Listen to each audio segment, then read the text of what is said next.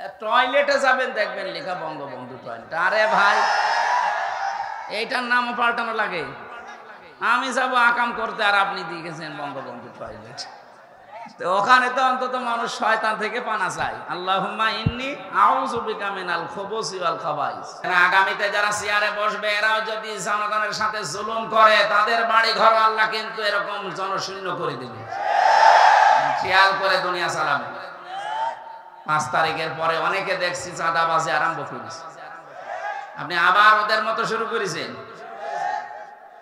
আজকে সকালে একটা ভিডিও পাঠিয়েছে না, নারায়ণগঞ্জের বন্দরে তথাকথিত একজন সে চাঁদা সে মানুষটাকে তুলে দেওয়ার চেষ্টা আছে। আমার মনে হয় প্রশাসন ওকে ওই জায়গায় কবর দেওয়া দরকার। শয়তানকে চাঁদাবাজি করতে আছে, মনে হচ্ছে টাকা আমার কাছে পায় ওর বাবা, সেই টাকা নিতে এসেছে। জামাত ইসলামী বাংলাদেশের শ্রদ্ধাভাজন আমির ডাক্তার শফিকুর রহমান ঘোষণা দিয়েছেন, যদি ইসলাম দেশে আসে সর্বপ্রথম বন্ধ হবে এই দেশ থেকে চাঁদাবাজি। চাঁদাবাজি তো করবই না, করতেও দেব না। আর আমরা এইটাই চাই। কথা বলেন না কেন? এটা যদি বন্ধ হয়ে যায় না, বহু ধনী মানুষেরা হাফ ছেড়ে বাঁচবে। চাঁদাবাজি করতে আছে। এ মাহফিলে উপস্থিত আছেন বাংলাদেশ জামাত ইসলামী সিরাজগঞ্জ জেলা শাখা শ্রদ্ধাভাজন জেলা আমির অধ্যাপক শাহিনুর রহমান দামাত বারকাতুহুমুল আলিয়া। মঞ্চে বসা যার জন্য মাহফিলে আসলাম, যিনি সেই কুষ্টিয়া থেকে পর্যন্ত নিয়ে আসলেন আপনাদের এলাকার সন্তান শ্রদ্ধাভাজন বড় ভাই জনাব ফারুক হোসেন। মঞ্চে বসা ওলামা ইকরাম, সামনে বসা মুসলমান ভাইরা, পর্দার আড়ালের সম্মানিতা মা এবং বোনেরা, প্রশাসনের ভাইরা, প্রাণ প্রিয় সিরাজগঞ্জবাসী। কথা বলা যাবে না, এমনি দরকার একটু হালকা মারামারি করো। কে বলবো বলেন? এদের কোনো কমন সেন্স আছে? হ্যাঁ, কোথায় থেকে কোথায় আসলাম আর এখনো কথা বলছে, তো কি বলবো এদের? শক্তি দেখানোর জায়গা পাচ্ছেন না। দাঁড়িয়ে থাকেন, দাঁড়িয়ে থাকেন, এখন জায়গা আর নেই তো, কোথায় দাঁড়াবে মানুষ? এই যে এই কলে মনে আছে ফাঁকা জায়গা আছে, এদিক থেকে যাবে কি করে? এই কলে আর একটা সিঁড়ি আছে নেই, ওইভাবে এখন ভাই থাকেন না, পেছন দিক থেকে দেখেন কোন জায়গা আছে যে ওখানে বসে। ভাই আপনার জন্য যদি কেউ শুনতে ডিস্টার্ব পায়, আপনার কিন্তু গোনা হবে। নামাজের কাতারে দাঁড়িয়ে যার জন্য বাঁকা হয় তার যেমন গোনা হয়। আপনি এসেছেন কোরআন শুনতে, ফাস্তামিউ লাহু আনসিতু, আল্লাহ বলেন শুনলে হবে না, তাহলে তো সামিয়া দিতাম। ফাস্তামিউ দিয়েছি, মনোযোগ সহকারে শোনা লাগবে। শুধু শুনলেই হবে না, আনসিতু চুপ থাকা লাগবে। সুতরাং দুইটাই কিন্তু গুরুত্বপূর্ণ বিষয় সামনে, শোনাও লাগবে, চুপ থাকাও লাগবে। এর ভেতরে যদি কেউ কথা বলেন আপনার খবর আছে। বাংলাদেশে কোরআনে কারিমের কথাগুলো যিনি ওপেন ভাবে বলার সুযোগ করে দিলেন, প্রশ্ন আসতে পারে তাহলে এত বছর বলেননি? হ্যাঁ বলেছি। কোরআন বলতে যে 14 জায়গায় অনুমতি নেওয়ার আগে এটা পৃথিবীর ইতিহাস ওরা পাল্টিয়ে দিয়েছিল জালেমরা।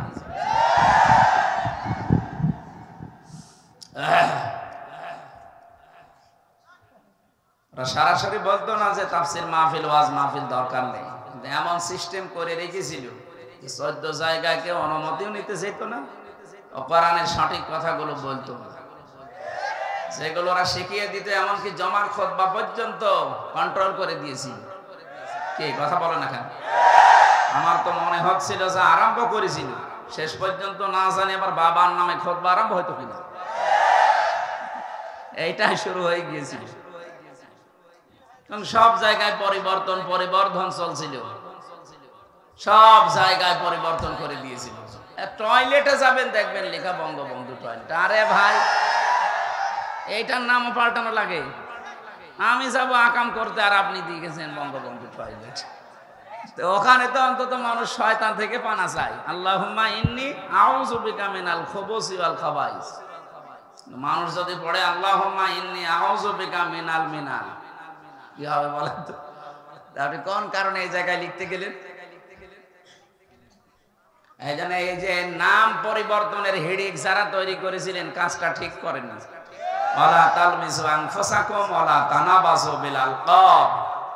যারা মানুষের নাম পরিবর্তন করে দেয়, এই মানুষগুলো যদি তাওবা না করে এরা কিন্তু জালেম হয়ে মারা যাবে। এটা জুলুম একটা। সারা দেশে আল্লামা শফির নামও পাল্টিয়ে দিয়েছিল তেতুল হুজুর। কি ওনার নাম কি তেতুল হুজুর? জালেমরা নামটা পাল্টিয়ে দিয়েছে। ওই যে একটা ছোট হুজুর আমার সাথে ছিল, ওর নামও পাল্টিয়ে দিয়েছে। ওর নাম রফিকুল ইসলাম, কেউ চেনে না? চেনে পিসকে হুজুর। ও নয় আসলে একটু ছোট মতো পিসকে বললে, তা আমারে কি পিসকে বলেন? আমি আপনার বাবা চাইতে লম্বায় বলো, আমারও পিসকে হুজুর লাগিয়েছে। শহীদ আল্লামা দেলাওয়ার হোসাইন সাইদি রহমতুল্লাহ আলাইহি তার নাম দিয়েছিল দেল্লু শিকদার। নাউজুবিল্লাহ মিন যালিক। এই যে নাম পাল্টানো, এটা কিন্তু খ্রিস্টানদের কাজ, ইহুদিদের কাজ। আপনি পৃথিবীর ইতিহাস দেখেন, খ্রিস্টানরা তাদের নবী দাবি করে যাকে, তার নাম পাল্টিয়ে দিয়েছে ঈসা নবীর নাম যিশু। ইহুদিরা তাদের নবী যাকে দাবি করে হযরতে মুসা আলাইহিস সালামের নাম পাল্টিয়ে দিয়েছে জোসেফ। আমি বিশ্বের যে কয়টা দেশে গেছি ওই সমস্ত দেশে গিয়ে দেখেছি ওদের সিলেবাসে মুসা নবীর নাম মুসা নবী লেখা নেই, জোসেফ লেখা। ঈসা নবীর নাম ঈসা নবী লেখা নেই, লেখা যিশু। দাউদ নবীর নাম তারা পাল্টিয়ে দিয়েছে ডেভিড। ইব্রাহিম আলাইহিস সালামের নাম আমাদের জাতির পিতা যিনি, তার নামও পাল্টিয়ে দিয়েছে আব্রাহাম। পৃথিবীতে যুগে যুগে যারা নামের পরিবর্তন করে নিজেদেরকে প্রমাণ করতে চেয়েছেন, আপনিও এক প্রকার ইহুদি নাই খ্রিস্টান। এই জন্য বলতো যে আমার ছেলে বিয়ে হয়েছে খ্রিস্টানের সাথে, এটা আহলে কিতাব। আপনি ভণ্ডামি করার জায়গা পান না। এই পৃথিবীতে শুধু মুসলমান বাদ দিয়ে যত ধর্মের লোক আছে সবগুলো আল্লাহর দৃষ্টিতে কাফের। কারণ ইসলাম এসে যাওয়ার পর, মুহাম্মদুর রাসূলুল্লাহর রিসালাত আসার পরে পৃথিবীর সব আউট হয়ে গেছে। এখন যদি কেউ ঈসা নবীকে মেনে চলে সে কাফের, হযরতে মুসা নবীর আদর্শ কেউ যদি মেনে চলে সে কাফের। আল্লাহর নবী মুসা ঈসা এত বড় পাওয়ারফুল নবীকে মানলে যদি কাফের হয়ে যায়, সেখানে মুহাম্মদুর রাসূলুল্লাহকে বাদ দিয়ে যারা আজ বাবাকে মেনে চলে, বিভিন্ন মানুষকে মেনে চলে, তাদের ঈমান থাকার কথা। আমি ইঙ্গিত দিলাম, এরপরও যদি কেউ না বোঝার ভান করে থাকেন এদিকে আসেন। কানের নিচে দুইটা দিয়ে কান গরম করে দিচ্ছে। আলহামদুলিল্লাহ, আমি আশা করি আপনি বুঝেছেন। বিশাল একটা পাথর যে আল্লাহ আমাদের বুকের উপর থেকে নামিয়ে দিলেন, জগদ্দল পাথর ছিল, আমাদের বুকটাকে পিঠটাকে বাঁকা করে রেখেছিল। ১৫০০ বছর আগে আইএমএ জাহিলিয়াতের একটা পাথর বোঝা নবীজির পিঠকে বাঁকা করে রেখেছিল। আল্লাযী আনকাদা যাহরাক ওয়া রাফা'না লাকা যিকরাক। হে নবী, আপনার পিঠ কিন্তু বাঁকা হয়েছিল, ওটাকে আমি আল্লাহ ওই বোঝা ফেলে দেইনি বা হালকা করে দেইনি। আপনার নামকে আমি সবার উপরে তুলে দেইনি। কে বলছেন বলেন তো? বলেন। এটা ছিল ১৫০০ বছর আগে। আর আমার তো মনে হচ্ছে ২০২৪ সালের ৫ই আগস্টে আল্লাহ আমাদের বুকের উপর থেকে আমি জাহিলিয়াতের পাথর নামিয়ে দিয়েছে। শব্দ দুইটা প্রায় কাছাকাছি, আই এম এ আর আমি কাছাকাছি না? প্রায় কাছাকাছি। আর কাজকর্ম কাছাকাছি। মানে ১৫০০ বছর আগের ইতিহাস পড়েন, দেখবেন ওই অজ্ঞতার যুগ, অন্ধকারের যুগে যা যা করতো, এই সভ্যতার যুগের দাবি করে আমরা দেখেছি অনেকে ১৫.৫ বছরে তাই করছে। বলতে পারেন হ্যাঁ, এরা তো আর কন্যা সন্তান জীবন্ত মাটিতে দেয়নি। আরে জীবন্ত মাটিতে না, ও তো পেটের থেকে আসার আগে মেরে ফেলিস। ওরা তো আসতে দিত, আসার পরে মেরে ফেলতো। কিন্তু আমরা আসার আগেই দুনিয়া থেকে বিদায় করে দেই। ওদের চাইতে আমরা কি আর ভালো না খারাপ? আরো খারাপ। জাহেলি যুগের পুরা ইতিহাস আমি রাহিকুল মাখতুমে পড়ে দেখেছি নবীর জীবনী সম্পর্কে। এই তথ্যটা আমার কাছে খুব আশ্চর্য লাগে যে ওই জামানায় কেউ যদি বাড়ি থেকে বের হয়ে যেত, তার পরিবারস্থ লোক বুঝতো যে না, আমার বাবা আমার ভাই আবার ফিরে আসবে। কিন্তু আমরা এমন একটা অন্ধকারের যুগে চলে গিয়েছিলাম, এদেশে বাড়ি থেকে কেউ বের হলে ও যার ফেরত আসবে গ্যারান্টি ছিল। আমি কি বেশি বলে ফেললাম? এইরকম একটা জায়গায় আমরা পৌঁছিয়েছিলাম। আল্লাহ দয়া করে মায়া করে আল্লাহ আমাদেরকে এই বিশাল অজ্ঞতা থেকে, অন্ধকার থেকে বিশাল পাথর সরিয়ে মুক্তি দিয়েছে, কথা বলার যোগ্যতা দিয়েছে। বিজ্ঞান এখন প্রমাণ করছে খলাকাল ইনসান আল্লামাহুল বায়ান। মানুষ আমি বানিয়েছি, কথা বলা আমি শিখিয়েছি। এই যে কথা বলতে পারছি, এক একটা কথা তৈরি হতে 27টা স্তর এখানে আছে, 27টা। এতগুলো ধাক্কা লাগার পর একটা কথা তৈরি হয়। অথচ এই বাকশক্তি রুদ্ধ করে রেখেছিল অজানা এক শক্তি। আল্লাহ যখন খুলেই দিয়েছেন, কথা যখন বলতে পারে, তার শুকরিয়া আদায় করেন আলহামদুলিল্লাহ। আল্লাহ রাব্বুল আলামিন বলেন ফাতিল কাবুয়ুতুহুম খাবিয়াতাম বিমা যালামু। সূরা নমল 19 নাম্বার পারার 20 নাম্বার পৃষ্ঠা 7 নাম্বার লাইনের 52 নাম্বার আয়াত। এটা আধুনিক তাফসিরে আছে। এই কথা বলে কেন গো? হ্যাঁ, বললাম না বসে আছেন, থাকেন, দাঁড়িয়ে থাকেন, কথা বলবেন না। এটা আমার অনুরোধ, কথা বলবেন না। যদি ওই যে ভালো জায়গা যেখানে পান দরকার শুয়ে পড়ে, কিন্তু কথা বলবেন না। আবার এই যে করে কোনটা, এদিকে আসেন, আসেন, এদিকে আসেন, কথা বলছে।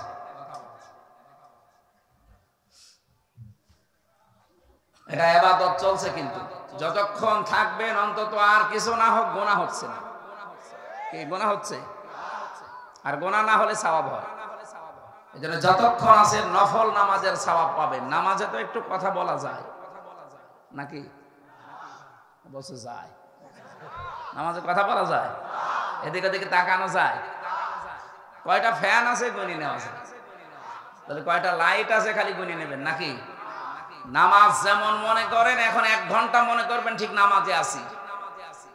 প্রশ্ন আসতে পারে 1 ঘন্টা নামাজে দাঁড়িয়ে থাকা যায়? আরে বেটা, জেলখানায় আমি দেখেছি এক একজন 1.5 ঘন্টা, 2 ঘন্টা, 2.5 ঘন্টা, 3 ঘন্টা, 1.5 পারা, 2 পারা, 2.5 পারা পড়ছে। মাওলানা মামুনুল হক উনি তো এক সেজদায়, এক রাকাতেই দেখতাম 2 পারা, 2.5 পারা পড়তো। আমার পা লেগে যেত, আমি পারতাম না। আমার 1 পারা, 1.5 পারা হইতো, ওনার 3 পারা, 3.5 পারা, এক এক দিন, এক এক রাকাতে। তারা দাঁড়িয়ে থাকতো কি করে নামাজে? তারপরও তো জালেমরা যা করেছে তার সাথে, রিমান্ডের নামে অত্যাচার, জুলুম, নির্যাতনের স্টিম রোলার চালিয়ে তার শরীরটা নষ্ট করে দিয়েছে। শুনলাম এখন তার এই যে লেবার নষ্ট হয়ে যাচ্ছে। এখন যে কি করা লাগবে, এখন আবার ওই যে মাসে মাসে কি দেওয়া লাগে জানো? থেরাপি। এখন এটা দিতে গেলে তো মুসিবত। জেল থেকে যারাই বের হচ্ছে দেখছি, বিশেষ করে আলেম ওলামারা, একটাও সুস্থ নেই। আমিও স্বাভাবিক না, আমার এখনো পর্যন্ত শরীর টলকায়। এই জন্য ওরা যা করেছে, ভেতরে চিকিৎসার নাম নিয়ে উল্টাপাল্টা জিনিস দিয়েছে। কারণ ওখানে কোনো চিকিৎসা নেই। 10,000 মানুষ, একটা ডাক্তার। যে রোগের কথা যে বলেন ওই একই ওষুধ দেয়। হ্যাঁ, আপনি যদি যে বলেন আমার মাথা ব্যথা, যা দেবে। যদি বলেন বুকে ব্যথা, ওই এটাই দেবে। যদি বলেন নুনু ব্যথা, ওই একই। আমার নিস্তালা একজন ছিল, এই 22-23 বছর বয়স, ডাক্তার, মহিলা ডাক্তার। তো ওর ওই নুনু সমস্যা, মানে এমন ফোলা ফুলেছে যে ওই মহিলার কাছে বলছে, ম্যাডাম দেখেন তো কি অবস্থা। এই কাপড় নামা। না, আপনি যাই আসি খালি একই ওষুধ দেন, ভালো করে দেখেন। যে দেখবো কি, এরকম মাঝে মাঝে ফলে। এই ছিলাম আমরা ভেতরে। তারপরে আমি আর মামুনুল হক তো আরো ঝামেলা ছিল। 24 ঘন্টা আমাদের উপরে নজর দেওয়া, আলাদা ভাবে। ওনার উপরে যেহেতু আল্লাহর ওলির একটু রাগ ছিল, ওই রাগটা আবার আমার উপর। ওনার কাছে ছিলাম। আল্লাহ যা পরিত্রাণ দিয়েছে, মুক্তি দিয়েছে আল্লাহ আমাদেরকে জালেমদের হাত থেকে, আলহামদুলিল্লাহ। তা আমরা যে আয়াত পড়লাম আধুনিক তাফসীর থেকে বলছি আমি। আল্লাহ বলেন ফাতিলকা বুয়ুতুহুম। এখানে যারা আলেম আছে, এখানে বাইতুন আল্লাহ দেয়নি, বুয়ুত বহু বছর। বাইতুন মানে ঘর, বয়ত মানে ঘর সমূহ। আল্লাহ যেন এইভাবে দেখাচ্ছে বাংলাদেশে 2024 সালের 5 আগস্টে আল্লাহ বলছেন এইদিকে তাকা, এই সেই ঘরগুলো। কে বলছেন? আল্লাহ বলেন এই সেই ঘরগুলো। খাবিয়াতাম বিমা যালামু, আমি উজাড় গৃহ বানিয়ে দিয়েছি, পরিত্যক্ত করে দিয়েছি, জনশূন্য করে দিয়েছি, বিমা যালামু, এদের জুলুমের কারণে। একটা 100% সত্যতার প্রমাণ আমি নিজেই দেখেছি। কুষ্টিয়ার হানিফ সাহেবের বাড়ি বিকাল 5টা বাজতে আগস্টের 5 তারিখে দেখলাম মানুষ পায়খানার প্যান পর্যন্ত খুলে নিয়ে চলে গেছে। আল্লাহ যে খাবিয়াতাম দিয়েছিলেন, যেটা আমি জনশূন্য করে দেব, পরিত্যক্ত বানিয়ে দেব, এইটারও বাস্তব। এখন ওটা জাতীয় টয়লেট হয়ে গেছে, যে যায় সেই পোশাক পায়খানা করে আসে। শুধু একটা ঘর না, 2টা ঘর না, যেহেতু বয়ত বহু বচন দিয়েছে, এর বাস্তব প্রমাণও সারা বাংলাদেশে। কম বেশি 630টা থানা আছে এই দেশে, প্রায় জায়গায় আমি ঘুরছি। গত বর্ষদিনে ছিলাম কিশোরগঞ্জে, সব চাইতে বড় ঘর, 35 বছর মাথা উঁচু করে দাঁড়িয়েছিল, অথচ 5 তারিখের পর থেকে দেখে আসলাম ওইটা গণ টয়লেট হয়ে গেছে। একবারে 5-7 জন করে যাচ্ছে, কেউ এদিকে কেউ এদিকে কেউ এদিকে, মনে হচ্ছে জামাতবদ্ধ টয়লেট চলছে। এটা আল্লাহ এমনি করেনি, বিমা যালামু, তাদের জুলুমের কারণে। যেখানে জালেমরা বসে দুর্বিসন্ধি করত, ওই জায়গাটা পর্যন্ত আল্লাহ অভিশপ্ত করে দিয়েছেন। কথা বলেন ঠিক কিনা? এখন আমাদের এখানে কি নেওয়ার? এর পরের আয়াতে আল্লাহ আমাদের জন্য কিছু দিয়েছেন, প্রেসক্রিপশন।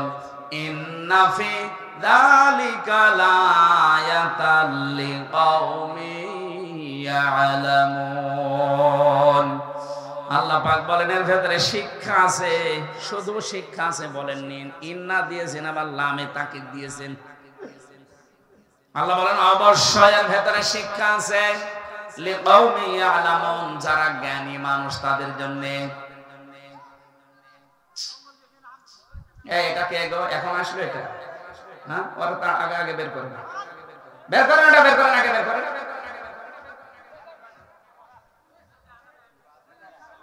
আমি চলে গেলাম, আপনারা থাকেন। এত ডিস্টার্ব করলে আমি কথা বোঝাতে পারি। কি করেন? কি কি এখানে বসে কি করছেন? এর ঝামেলা করে কোন করেন? ছাতা মাথা নিয়ে এসে এমনি দেরি হয়ে গেছে, আর একবার খালি কথা একটু তুলে আসে, ওর পিঠের ওর দু একটা দেন। আমার ছাত্রলীগ দেন, ওর পিঠের উপর কয়েকটা দিয়ে বের করে দেন। ডিস্টার্ব করার জন্য এসেছে এত রাত্রে, আগে থেকে ঠিক করতে না পারে। আর এখন এগুলো নিষেধ না? আপনারা কেন এসেছেন? বললাম না কিছুদিন পরে আসবেন। উলট পালট হেডিং দিয়ে শুধুমাত্র মানুষকে ঝামেলায় ফেলে। কি বলতে চাই সেটা না দিয়ে উলট পালট আগের কথা পরের কথা কেটে দিয়ে, হ্যাঁ ওখানে বসে থাকেন। একবার যদি ওঠেন আপনি, কালকে দেখছেন না 4 জনকে সবাই করেছে, আপনাদেরকে আরম্ভ করা।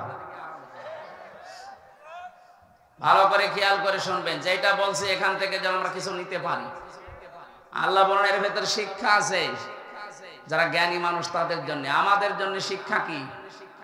এত বড় জালেম, যাদের শিকড় এত গভীরে ছিল, যে দারোয়ান থেকে শুরু করে একেবারে সংসদ পর্যন্ত সব জায়গায় ওদের লোক সেট করা ছিল। একটা জায়গা বলেন যে সেখানে নেই। প্রত্যেক দিক আর বিভাগে ওরা সব টাইট করে রেখেছিল, একেবারে মনে হচ্ছে যে একেবারে বাবার সন্তান। কি করলেন আল্লাহ? ফাকতি আদাবিরুল কওমিল্লাযিনা যালামু। আল্লাহ বলেন জালেমদের শিকড় কেটে দেওয়া হয়ে গেছে, কিন্তু কেটেছে কে এটা জানা নেই। কতিয়া এটা মজহুল, এর ফাইল জানা নেই। কর্তা কে আল্লাহ বলেননি যে কর্তা কি। আমি তো 2024 সালের 5 আগস্টে যত জালেমের বাড়ি ঘর দেখলাম, ভেঙেছে কে কেউ জানে না। আমার মনে হয় আল্লাহ ফেরেশতা পাঠিয়েছে। কথা বলেন এখন। এজন্য আগামীতে যারা চেয়ারে বসবে, এরাও যদি জনগণের সাথে জুলুম করে, তাদের বাড়ি ঘর আল্লাহ কিন্তু এরকম জনশূন্য করে দিবে। খেয়াল করে দুনিয়া চালাবে। 5 তারিখের পরে অনেকে দেখছি চাঁদাবাজি আরম্ভ করেছে। আপনি আবার ওদের মতো শুরু করেছেন। আজকে সকালে একটা ভিডিও পাঠিয়েছে না, নারায়ণগঞ্জের বন্দরে তথাকথিত একজন সে সাদা সে মানুষটাকে তুলে দেওয়ার চেষ্টা আছে। আমার মনে হয় প্রশাসন ওকে ওই জায়গায় কবর দেওয়া দরকার। শয়তান সাদাবাজি করতে আছে, মনে হচ্ছে টাকা আমার কাছে পায় ওর বাবা, সেই টাকা নিতে এসেছে। জামাত ইসলামী বাংলাদেশের শ্রদ্ধাভাজন আমির ডাক্তার শফিকুর রহমান ঘোষণা দিয়েছেন, যদি ইসলাম দেশে আসে সর্বপ্রথম বন্ধ হবে এই দেশ থেকে সাদাবাজি। সাদাবাজি তো করবই না, করতেও দেব না। আর আমরা এইটাই চাই। কথা বলেন না কেন? এটা যদি বন্ধ হয়ে যায় না, বহু ধনী মানুষেরা হাফ ছেড়ে বাঁচবে। সাদাবাজি করতে আছে। আমাদের শিক্ষা যদি নিতে আমরা ব্যর্থ হই, এত বড় শিকড় যদি আল্লাহ কেটে দিতে পারে, আমাদেরকে কেটে দেওয়া কোনো ব্যাপারই না। এজন্য জনগণের ভেতরে কিন্তু উল্টা প্রতিক্রিয়া যাচ্ছে আপনার এই কাজের কারণে। আপনি দল করেন তাতে কি হয়েছে? আপনার কারণে যে দল 12টা বেজে যাচ্ছে। 2024 সালের 5 আগস্টের আগেও এই দেশে মানুষ 100 জনের 15 জন জরিপ পেয়েছিলাম যে 15 জন মানুষ চাইতো যে কোরআনে কারিম দেশে কায়েম হোক। কিন্তু এখন এই 3 মাস কয়েক দিনের ব্যবধানে এখন 100 জনের 58 জন মানুষ চাচ্ছে দেশে ইসলাম কায়েম হোক। এমনি চাচ্ছে কিছু মানুষের কাজ কারবারে। এরপরও যদি আপনার চোখ না খোলে, আবার কবে খুলবে? আশা করছি আপনার চোখ খুলবে। আল্লাহ আমাদেরকে বিবেক কাজে লাগানোর তৌফিক দাও, বলেন আমিন। দরুদ আর সালাম পাঠের মাধ্যমে শুরু করছি সূরা নাহাল 90 নম্বর আয়াত। মাত্র একটা আয়াত পড়েছি। আল্লাহ এখানে 3টা আদেশ আর 3টা নিষেধ দিয়েছেন। আল্লাহর আদেশ মানাও ফরজ, নিষেধ মানাও ফরজ। কথা বলেন। আর এটা আল্লাহ শিখিয়েছিলেন ওই সেই প্রথম ক্লাসে। কোন ক্লাস? প্রথম একটা ক্লাস নিয়েছিলেন আল্লাহ আমাদের বাবাকে বানিয়ে। ওয়াল্লামা আদামাল আসমাআ কুল্লাহা সুম্মা আরাদাহুম আলাল মালাইকা। আলেমদেরকে বলছি এবার আল্লাহ নিজে ক্লাস নিচ্ছেন। জায়গাটা ক্লাসরুম, জান্নাত। জায়গাটা কোথায়? ক্লাসের শিক্ষককে, ছাত্রকে, একেবারে সরাসরি নবী। আমার মতো আপনার মতো এরকম 2-1 নাম্বার ছাত্র না, একেবারে ফার্স্ট ক্লাস ছাত্র, প্রথম নবী, প্রথম মানুষ। আর শিক্ষকও যেমন তেমন না, আল্লাহ নিজে ক্লাস করাচ্ছেন। জোরে বলেন আল্লাহু আকবার। রব্বুল আলামিন বলেন, আমি আদম আলাইহিস সালামকে যত রকমের নাম আছে সব একই ক্লাসে শিখিয়ে দিলাম।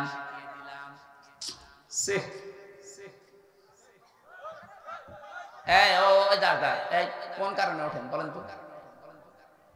জিজ্ঞেস করেন তো কি কি সমস্যা কি হবে?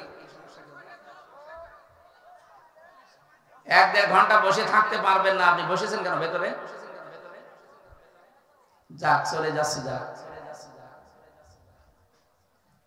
আমার তাফসীর মাহফিল গুলো, ওয়াজ মাহফিল আমি যাই করে ক্লাসের মতো কথা বলি। 1-1.5 ঘন্টা যাই বলবো যেন অন্তত ক্লাস করলে যেমন কিছু পাওয়া যায়, এখান থেকে কিছু নিয়ে যাওয়া যায়।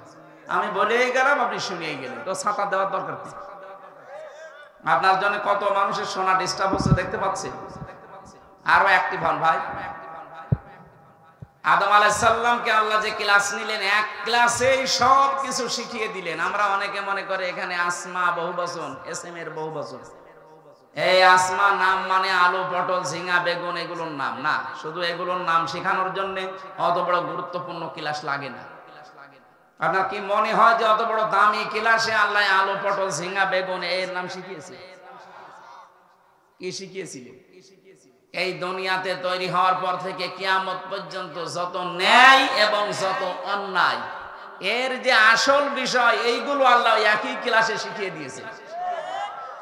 যেহেতু আমাদের বাবা ক্লাস করেছেন, তার পৃষ্ঠদেশ থেকে আমরা এসেছি, এই জন্য জন্মগত ভাবে আমরা ওই ক্লাসে যা যা শিখিয়েছে ওটা পেয়ে গেছি। আমরা যদি শিক্ষিত নাও হই, তাও ভালো কোনটা মন্দ কোনটা আমরা কিন্তু জানি। কখন আপনি লেখাপড়া করলেন? কখন? ওই যে একেবারে প্রথম ক্লাসে বাবা শিখিয়েছে, ওটা জন্মগত ভাবে আমরা পেয়েছি। কথা কি বোঝা গেছে? এই সমস্ত বিষয়গুলো তো আর ফেরেশতারা জানে না। এই জন্য ফেরেশতাদের সামনে যখন বিভিন্ন জিনিসকে আল্লাহ উপস্থাপন করে বললেন এগুলোর নাম কি বলো তো? ফেরেশতারা বলতে পারে নাই।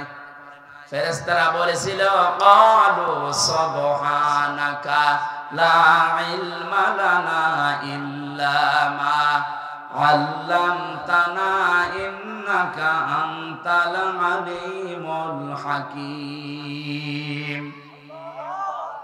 ইয়া আল্লাহ তুমি পবিত্র, আমরা কিচ্ছু জানি না, তুমি যতটুকু আমাদেরকে জানিয়েছো তার চাইতে বেশি আমরা কিচ্ছু জানি না।